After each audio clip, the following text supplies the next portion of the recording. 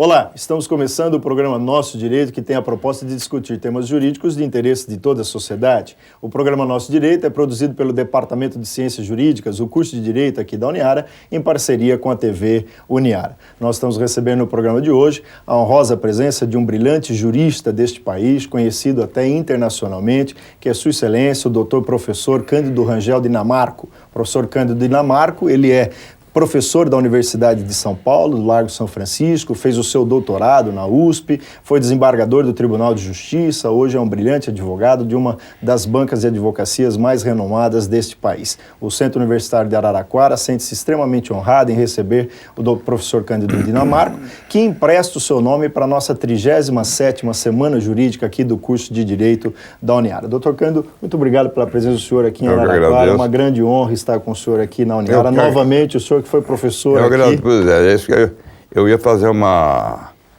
retificação, uma proposta de aperfeiçoamento à sua apresentação. Claro. Esqueceu de dizer que eu lecionei aqui tanto tempo. Pois é, exatamente. O professor Cândido foi professor nosso aqui. Logo no início da faculdade. No início da faculdade, de 1971, logo no começo do nosso curso de Direito. Até 80 e poucos. Até por volta de 1982. Eu consultei os nossos arquivos aqui em 1982. E, repito, ter de volta aqui o senhor na nossa Uniara é um grande prazer. E o professor Cândido é um profundo especialista na área de processo civil e nós vamos conversar com o professor Cândido sobre as novidades do processo civil de uma forma em geral. Professor Cândido, a sociedade critica muito a justiça brasileira, dizendo que ela é muito morosa. E nós temos visto que o legislador tem aí se pautado, se preocupado em trazer algumas ideias novas para tentar acelerar o andamento processual. O que o senhor pode dizer a respeito desse tema para nós?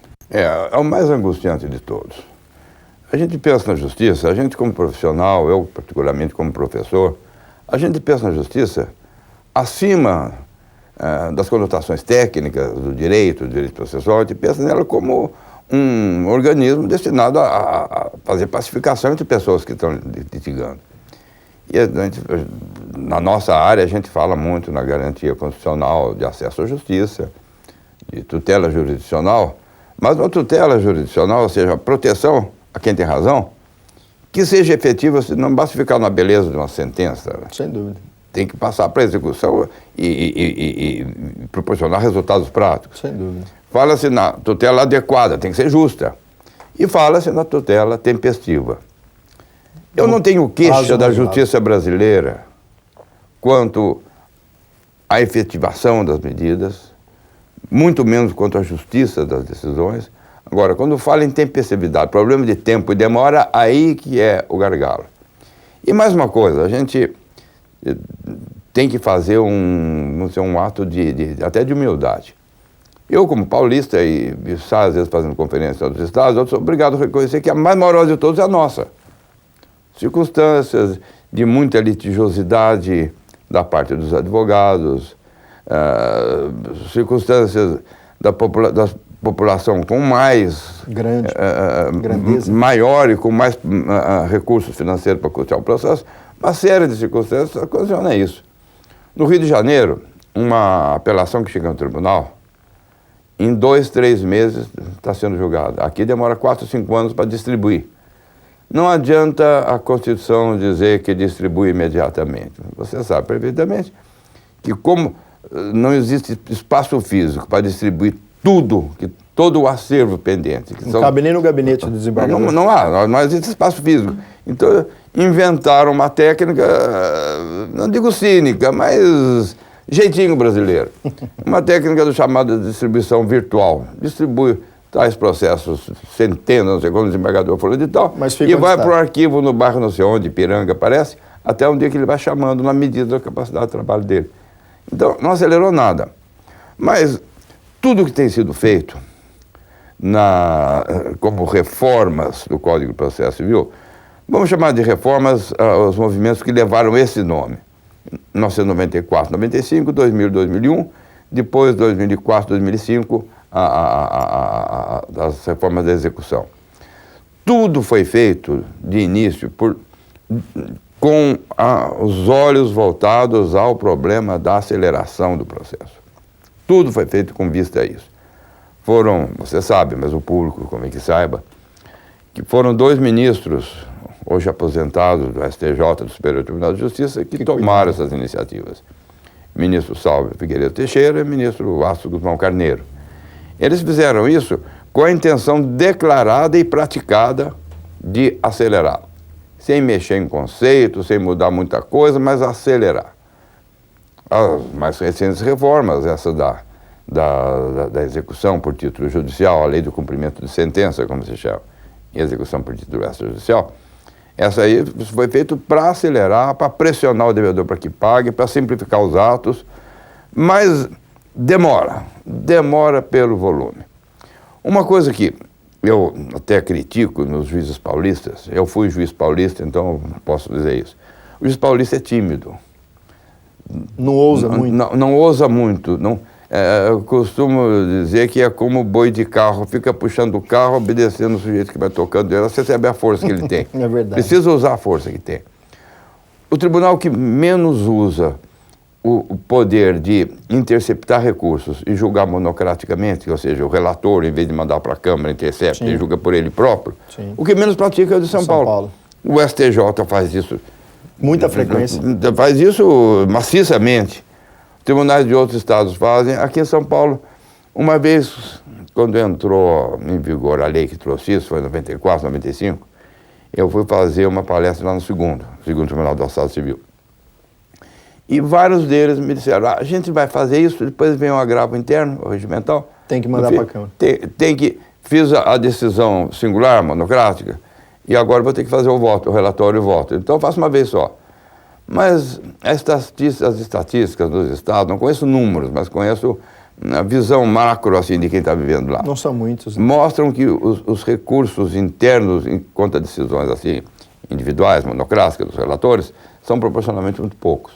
Então precisava tomar coragem, tocar para frente isso, aplicar mais pena por litigância de má-fé, deslealdade processual, está lá no código. O sujeito que recorre só para procrastinar. Isso está cheio, recorre só para procrastinar. Uma vez, descobri desviar um pouco, eu fui despachar com o ministro do Supremo Tribunal Federal, o ministro Celso de Mello. A conversa sobre o meu caso demorou 5 minutos e o bate-papo demorou 40. Ele estava revoltado com as entidades federais, que eu chamo Estado inimigo. Quem mais atravanca a justiça é o Estado de diversos níveis. Revoltado com umas atitudes da Caixa Econômica Federal. A Caixa Econômica Federal interpunha recurso interno, embargo de declaração, com pedido de aclaramento de decisões menos claras, e mais outro recurso interno, mais outro. E, no fim, quando vem o último acórdão, entrava com recurso extraordinário contra um acórdão do próprio Supremo, com essa argumentação infantil e cínica. Essa é cínica. Não diz um acórdão proferido em única ou última instância, está na Constituição assim, então é a última. Então vou correr para ele mesmo daqui. Veja aqui, é o Estado atravancando a justiça. Sem dúvida. Então, e se o Estado toma essa iniciativa, o que esperar do cidadão? Pois é. O cidadão também vai buscar também esses recursos protelatórios para que ele ganhe aí um tempo, enfim. Agora, doutor Cândido, de qualquer forma, o senhor tem verificado aí na sua enorme militância na advocacia, o senhor que judicou brilhantemente, é um paradigma para todos nós, juízes mais novos, o senhor tem verificado que essa situação está aí com uma tendência de mudança? Olha, não sei dizer. Eu quero dizer uma coisa. Eu falei das 3 reformas, 94, 95, 2001 e 2004, 2005. Essas reformas todas vieram com proposta de modificação e não modificou nada. Ou muito pouco. Continuou tudo do jeito que estava. Eu fui muito contrário ao anteprojeto do ministro Astro Guzmão Carneiro, depois projeto dessa lei de cumprimento de sentença.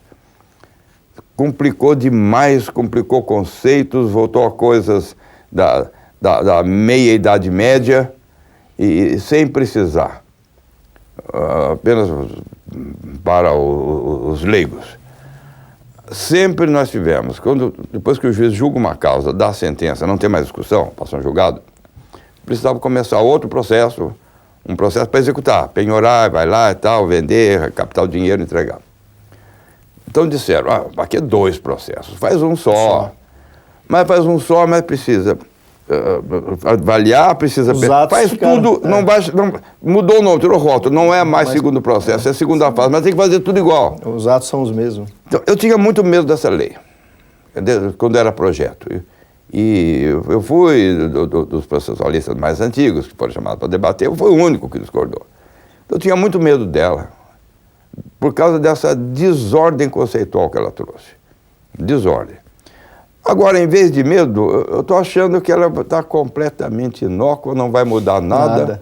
A única coisa, essa eu acho boa, que é o devedor, que é chamado a pagar, depois que a sentença já passou julgado, tem 15 dias para pagar sob pena de multa. Acrescentar, né? Isso aí, o artigo 475J do Código de Processo Civil, tem sido objeto de muita discussão. Quando é que começa a correr esse prazo? Mas isso, da juntada do para o público leigo, isso é de somenos. Para nós profissionais, são termos que a gente discute. Mas para o leigo, quer dizer, eu quero dar essa informação, que tem isso e está sendo aplicado. Que bom, isso é uma boa situação. Nós vamos fazer um rápido intervalo e voltaremos daqui a pouco com a segunda parte do programa Nosso Direito.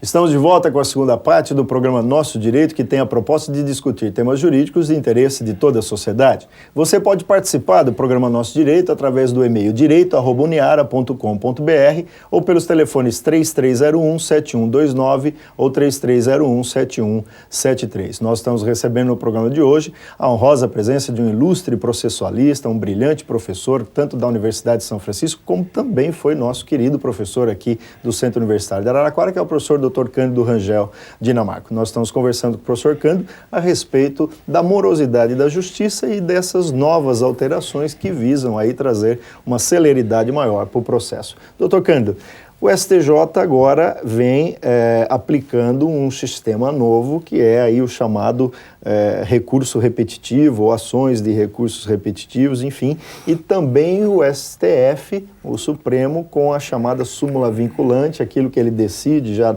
não sobe mais, não cabe recurso, etc. O que o senhor acha dessas medidas, que o senhor poderia falar sobre elas? Estamos sempre no campo das tentativas de acelerar. Eu sou muito favorável a essas duas medidas, muito mais do que você pensa. Que bom. As súmulas vinculantes foram objeto de uma proposta do ministro Sepúlveda Pertence, quando estava na presidência do tribunal. Perdi a conta de quando foi nos anos 90. Ele fez essa proposta e eu gostei muito da ideia, andei escrevendo, discutindo. Já fui chamado até de nazista, porque ele diz que é coisa para favorecer o Estado, mas não é para favorecer o Estado. Seja quem for que esteja no lado, vai ser atingido por isso. Mas as súmulas vinculantes são umas proposições breves, uns enunciados, com uma regra básica de interpretação da lei, no caso da Constituição. Vinculantes porque, a partir da última reforma da Constituição, a emenda constitucional número 45, a partir daí, o tribunal ficou autorizado e está fazendo, já fez 13 súmulas vinculantes. Vinculantes porque vinculam, o nome está dizendo, porque elas se impõem como se fosse lei aos juízes. Houve muita reclamação, muito temor, os advogados dizendo que isso era ditadura do judiciário, o Supremo decidia, tinha que ser daquele jeito. Os juízes diziam, não, isso é escravidão dos juízes, porque fica vinculado com o tribunal decidir. Acaba a liberdade de julgar. Tinha tiroteio para todo lado. Um ilustre professor disse que isso vem contra o princípio da separação de poderes. O princípio da separação de poderes. Não existe uma fórmula universal e eterna. a fórmula brasileira pode variar, garanto que não é igual de Montesquieu quando fez, não é igual da França, não é igual dos Estados Unidos. Dúvida, sem dúvida. A separação é aquela que a Constituição dita. E eu vejo muita legitimidade, inclusive ética e funcional, nas súmulas vinculantes, porque é o Supremo, valendo da sua experiência de julgar causas que se repetem, dizendo aqui fica fixado assim. Esse entendimento. É uma norma intermediária entre a norma da lei e a Constituição e o caso concreto. Por exemplo, discute-se se tal contribuição social, não sei o quê, é tributo ou não é tributo, se está ou não sujeito àquela regra de só poder ser cobrado no exercício seguinte, princípio da anualidade. Eu estou imaginando apenas para exemplificar. Se viesse, não veio, mas se viesse uma súmula vinculante, a COFINS está sujeita ao princípio da anualidade. Quer dizer, o princípio está lá na Constituição. Agora, a aplicação do princípio está aqui. Quer dizer, então, vale como uma norma não tão geral quanto a lei e não tão concreta como a sentença. Para o caso único. E isso eu acho muito válido. Bom. Mesma coisa no STJ lá. O STJ não tem, por enquanto, ainda a súmula vinculante, eu faço voz que venha a ter. Agora, qual é a vantagem? A vantagem é a aceleração. Por quê? Exatamente, como existem muitos recursos repetitivos, um dia que vier a súmula, um julgamento só acaba. Uma vez só que julgue, acaba para todos. Isso faz parte da técnica das súmulas vinculantes. Houve um ano, faz tempo, ainda estava em ativa no Supremo, o ministro Paulo Brossard, ele fez um levantamento, 88% dos recursos julgados no ano tal, lá no Supremo, eram em torno de 5, 6, 8 temas, tudo repetido. Quer dizer, e perdendo tempo, sobrecarregando os ministros e atrasando a justiça para os outros 12% que estão lá esperando, não chega nunca. Sem dúvida. Então, me parece muito útil. Interessante. A isso se associa aquilo que você falou também, ao julgamento de recursos repetitivos. Artigo 543A, B e C, associado com a ideia da repercussão geral. Hoje, a Constituição estabelece que o recurso extraordinário tem como destinatário o Supremo e só para discutir teses constitucionais. E o Supremo está abarroadíssimo, atoladíssimo, abarrotadíssimo. E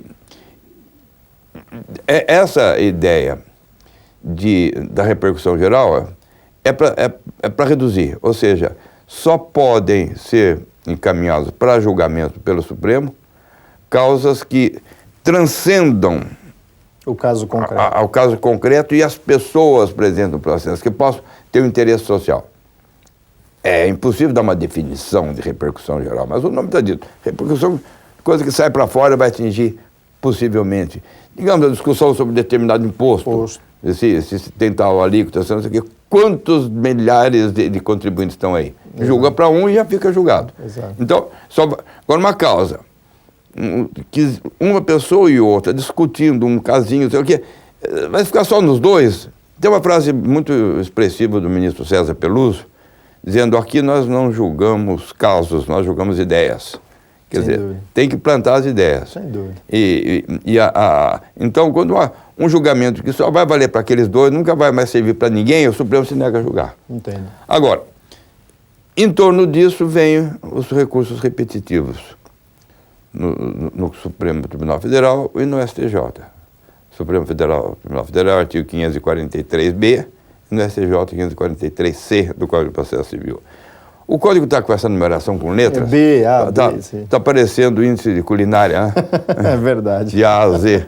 Quer dizer, porque é o gambiarrinho daqui, um remendinho dali. É verdade. Mas esses artigos cuidam disso. Tanto o Supremo como o STJ chegou um recurso onde eles os ministros têm informação de que a coisa está se repetindo muito nos tribunais lá embaixo. Lá embaixo eu digo, são os tribunais de justiça de cada um dos estados, os tribunais regionais federais de cada uma das 5 regiões.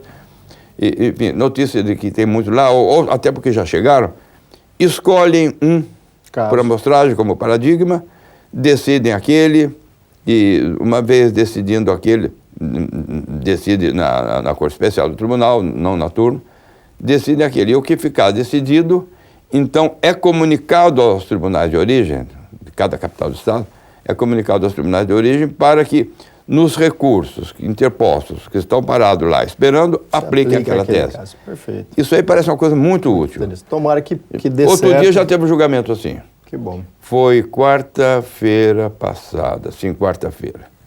Eu até tentei falar com a ministra, ela estava trabalhando nessa sessão, não ia voltar em tempo para me atender. E já foi o primeiro, foi o ministro Francisco Falcão, que tomou a iniciativa, não sei qual é o tema, mas foi a iniciativa desse ministro. Que bom, isso é muito bom. Bom, o nosso programa infelizmente chega ao final, mas nós gostaríamos aqui de agradecer imensamente a presença do desembargador aposentado, Dr. Cândido Rangel Dinamarco, brilhante advogado, brilhante jurista, processualista, um jurista de renome internacional. E eu gostaria de encerrar, Dr. Cândido, me diga uma coisa, na avaliação do senhor, nós somos aí civilistas, civilau, adotamos aí o sistema italiano, o senhor que estudou na Itália. Essas alterações, essas mudanças no processo, permitindo agora que os juízes das Cortes Supremas comecem a criar normas para casos iguais, não é um comecinho da adoção do sistema da common law, um pouquinho aí do sistema anglo-saxônico? Como é que o senhor enxerga isso? Não, eu acho que tem influência, sim. Tem influência, né?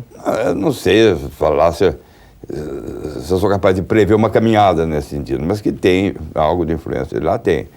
O difícil de uma aproximação maior é que lá os precedentes, os casos julgados nos tribunais, fixam tese.